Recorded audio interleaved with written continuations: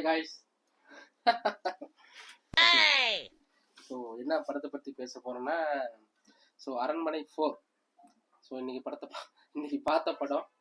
சரி சொல்லுங்கச்சு, அரண்மனை 4 முதல்ல படத்துக்கு போகணும்னு உனக்கு எதுக்கு தோணுச்சு? அரண்மனை 4 போறதுக்கான காரணம் ரிவ்யூ போடணும், அவ்வளோதானே.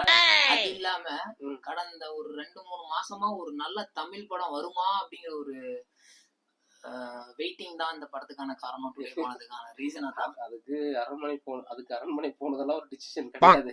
டிசிஷன் இல்லைனாலுமே ஒரு பேர் சொல்லக்கூடிய படம் அரண்மனை 1 எப்போ வந்து 2014 வந்து 10 வருஷமா அந்த படத்துக்கு லீடு போயிட்டு இருக்கு என்னமோ. ஸோ அந்த படத்துக்கு நம்ம போய் பாக்குறது அவ்வளவு பெரிய குத்தம்லாம் நினைக்கிறேன்.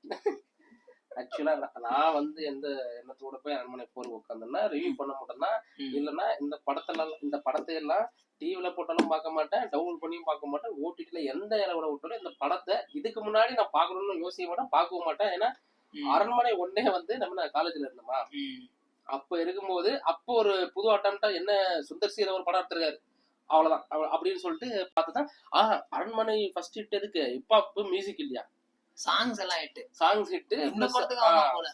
அதுக்கப்புறம் லைனாவே நிறைய தான் பண்ணிருக்கேன். நடுவுல மேபி வேற மியூசிக் டைரக்டர் பண்ணாங்க. So songs hit. ஸோ அது எப்படி இருக்குன்னு பார்க்கப்போ சந்தானம் இருந்தான் அரண்மனை 1ல. Santhanam main reason. Santhanam. So அதனால அப்போ நம்ம ஏதாச்சும் அரண்மனை பாட்டு அப்போ ஃபன் பண்ணதோட சரி. பட் பண்ணாலுமே அரண்மனை அந்த ஃபர்ஸ்ட் பாட்டு அதோட அந்த படத்தோட தரம் எவ்வளவு ஹியூமன் வந்துச்சுன்னு தெரியும், அளவுகோல் தெரியும். கண்டிப்பா. அதனால அரண்மனை 2க்கு பெரிய எதிர்பார்ப்புலாம் கிடையாது. கரெக்டா? நான் எதிர்பார்க்கல. மேபி ஏன்னா அதுக்கு முன்னாடி நிறைய சின்ன சின்ன பேய் படம் எல்லாம் வந்து போயிருக்கு, ஹிட்டான படம் கூட இருக்கு. முனி ஒரு பக்கம் போயிட்டு இருந்துச்சு. மேபி சுந்தர்சி அது ஃபார்முலாவே அவரு நமக்கும் ஜெயிக்கதும் நினைச்சாரா என்னமோ தெரியல. அரண்மனை 1 போட்டதுனால அரண்மனை 2 எடுக்கலான்னு. அரண்மனை 2 அப்படி இப்படின்னு ஃபேமிலி ஆடியன்ஸை கொஞ்சம் வர வச்சு ஓட்டி விட்டாரு. பட் நான் படம் பார்க்கல, எனக்கு இன்னும் கதை என்ன ஆச்சுன்னு தெரியல. சித்தார்த்லாம் இருப்பாரு நினைக்கிறேன். கரெக்டா? கரெக்டா பாத்தியா? அரண்மனை 3 பாத்தியா? அரண்மனை 3 என்ன கதை? அரண்மனை 3 வந்து ஓடிடில பார்த்த மாதிரி இருக்கு. ஓகே. சோ அரண்மனை 1க்கு அப்புறம் வந்த எந்த அரண்மனை படமும் நான் பார்த்ததும் கிடையாது, அதை பார்க்கணும்னு ஆசைப்பட்டதும் கிடையாது. வாழ்க்கையில எங்கேயாவது தெரியாதனமா யாரும் காட்டினா கூட நான் பார்க்க மாட்டேன் அந்த படத்தை. Okay. But I don't feel worth. அந்த அளவுக்கு லைஃப்ல எனக்கு டைம் கிடையாது அந்த மாதிரி படம் பார்க்கறதுக்கு. ஓகேவா? சரி, அரண்மனை 4 நாங்க பார்த்துட்டோம். கடைசி வரைக்கும் எனக்கு சிரிச்ச மாதிரி எதுவுமே பெருசா தெரியல படத்துல. காமெடி வைஸ் பண்ணினா அது எதுவுமே கிடையாது. பேக்ரவுண்ட் மியூசிக் எல்லாமே ஓகே, ஹிப்ஹாப் நல்லா கொடுத்துருக்காங்க. ஆனா ரொம்ப ஓவர் ஆகுற மாதிரி இருக்கு. ஏன்னா நீ வந்து இப்ப பேய் படம் பாக்கணும் அப்படின்னா அந்த சீன்ஸ் தான் உன பயப்படுத்தணுமே தவிர, ஹாலிவுட் ஃபிலிம்ஸ் எல்லாம் எடுத்துட்டா பேக்ரவுண்ட் மியூசிக் எல்லாம் அவ்வளவு கொடுக்க மாட்டாங்க. பட் உன்னை பார்க்கும் போதே அந்த ஃபீல், அந்த பயம் இருக்கும், அந்த ஸ்கேரியா இருக்கும். ஆனா இங்க அப்படி கிடையாது. மியூசிக் மட்டும் தான் உன பயப்படுத்துது. அப்பப்ப மியூசிக் மட்டும் தான் பயப்படுது தவிர மத்தபடி கை வரதும் கால் வரதும். இப்போ நீங்க இன்ஸ்டால ஸ்க்ரோல் பண்ணிட்டு போறப்போ திடீர்னு பாத்தீங்கன்னா இந்த பயன்படுத்துறன்ற மாதிரி பார்த்துட்டே இருப்போம், வேற எதையோ பார்த்துட்டு இருப்போம். திடீர்னு புயிங்கன்னு வந்து ஏதாச்சும் பேய் வர மாதிரி எதாவது காட்டி சவுண்ட் வேற போட்டுருவானுங்க. ஸோ அதை அப்போதைக்கு மட்டும் பயப்படுவோம். அது பெருசு எதுவும் கிடையாது. பட் இல்ல, நான் அது அந்த மாதிரி வந்ததுக்கு அப்புறம் பாத்தீங்கன்னா படம் முடிஞ்ச வரைக்கும் நான் சவுண்ட் வரும்போது நமக்கு தெரியும் இந்த சீன்ல சவுண்ட் வர போறான்னு. ஃபர்ஸ்ட்லாம் பேய் படம் பார்த்தா கண்ணை தான் க்ளோஸ் பண்ணுவேன். இப்பெல்லாம் காதை குத்திக்கிற மாதிரி.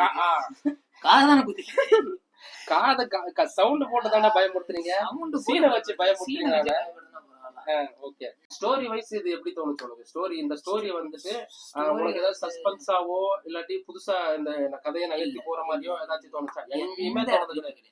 எந்த இடத்துலயுமே கிடையாது. எல்லாமே ரொம்ப என்ன சொல்ல, சிலதெல்லாம் அப்பத்தன்னு சொல்லுவாங்க பாத்தியா, அதெல்லாம் அந்த மாதிரி எல்லாம் வச்சு அதை நம்பணும் அப்படிங்கறதெல்லாம் ரொம்ப கஷ்டமான விஷயம். ஆனா நம்ப வைக்கிறாங்க, அதுக்காக ட்ரை பண்றாங்க. சும்மா நம்ம வந்து கடவுள் நம்பிக்கை அந்த அளவுக்கு இல்லாததுனால, சோகால்டு பிரபலமா சொல்ற அந்த கடவுள் நம்பிக்கை இல்லாததுனால, அந்த பேய் மேலேயும் பெருசா நம்மளுக்கு அபிப்பிராயம் இல்லாததுனால நம்மளுக்கு அந்த அளவுக்கு ரிலேட்டபிளா கிடையாது படம். நான் என்ன எதிர்பார்த்தேன்னா, பெருசா எதிர்பார்க்க முடியாத படம் தான். இருந்தாலும் சந்தானம் மாதிரி ஒரு நல்ல ஒரு ஹியூமர் இருக்கும், உனக்கு நல்ல ஒரு காமெடி, அந்த பாடி லாங்குவேஜ் எல்லாமே நல்லா இருக்கும். சோ அந்த மாதிரி இதுல கொஞ்சம் காமெடி கண்டிப்பா இருந்துச்சுன்னா அதுல காமெடி தான் மட்டும் தான் படத்தை பார்க்க முடியும் இப்பெல்லாம் உட்காந்து. சோ அந்த மாதிரி நான் காமெடி எதிர்பார்த்து போய் சுத்தமா ஒர்க் ஆகல. அப்படி ஆனா ஸ்டோரி வச்சிருக்காங்க, நான் அது வரைக்கும் பாராட்டேன். அரண்மனை 3 கம்பேரிட்டிவ்லி இது வந்து கொஞ்சம் ஸ்டோரி வச்சிருக்காங்க. ஆனா அது அபத்தமா தான் இருக்கு அந்த ஸ்டோரியுமே. ஆக்சுவலா ட்விஸ்ட் வந்துட்டு எதிர்பார்க்காத ட்விஸ்ட் தான். பட் அது அந்த அளவுக்கு வந்துட்டு ஆல்ரெடி அந்த வீட்டுல அரண்மனையில ஒரு பேயா காட்டிட்டு இருந்தவங்க வந்துட்டு இன்டர்வலுக்கு பக்கத்துல வந்துட்டு அது ஏன் என்ன பேய் எந்த மாதிரி பேய் சோ அது வந்துட்டு நல்ல பையா கெட்ட பையா அப்படின்ற ஒரு ட்விஸ்ட் வந்து சுந்தர் சி வந்து அழகாக கையாண்டிருந்தாரு. Okay okay okay okay. But அந்த சஸ்பென்ஸ் எதுக்கு தேவையே கிடையாது. எல்லாமே படத்துல இருக்கிற எல்லாமே எதுக்கு அப்படின்ற மாதிரி தான் கேட்கற மாதிரி இருந்துச்சு. எந்த விஷயம் வந்து உனக்கு திருப்திப்படுத்துற மாதிரி கொஞ்சம் ஃபீல் ஆச்சு? ஏன்னா செகண்ட் ஹாஃப்ல நீ கொஞ்சம் நல்லா மூவி பார்த்த மாதிரி எனக்கு ஃபீல் ஆகுது. நானா செகண்ட் ஹாஃப்ல தான் பாத்தீங்கன்னா கொஞ்சம் கொஞ்சமா இவனுங்க இந்த ஃபர்ஸ்ட் ஹாஃப்ல வந்து ஆஃப் பேக்காவே இருக்கும் எல்லா சீன்ஸ் எல்லாம் பாத்தீங்கன்னா ஏன் எதுக்கு எதுக்குடா இதெல்லாம் அப்படின்ற மாதிரியே ஒரு ஃபீலை கொண்டு போயிருப்பானுங்க. ஃபர்ஸ்ட் ஹாஃப்ல எயிஞ்சு போயிருங்கடா அப்படின்னு சொல்ற அளவுக்கு எடுத்து வச்சிருப்பானுங்க.